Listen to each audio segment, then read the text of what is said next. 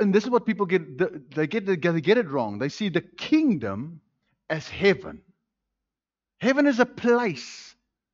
It's a destination. The kingdom of God resides inside of you when you are saved, and the kingdom of God has got certain principles to live by. Not laws, principles. So you want to order your life.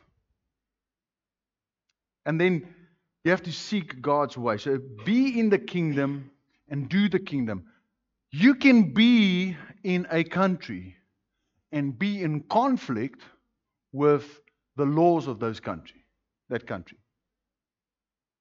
All right, so I know in South Africa, I know you guys seen that when you drive on the highway, there's this board, and it's got these numbers in like 80 or 120. All right? Now in South Africa, that is a suggestion. It's a goal. You got to get there now.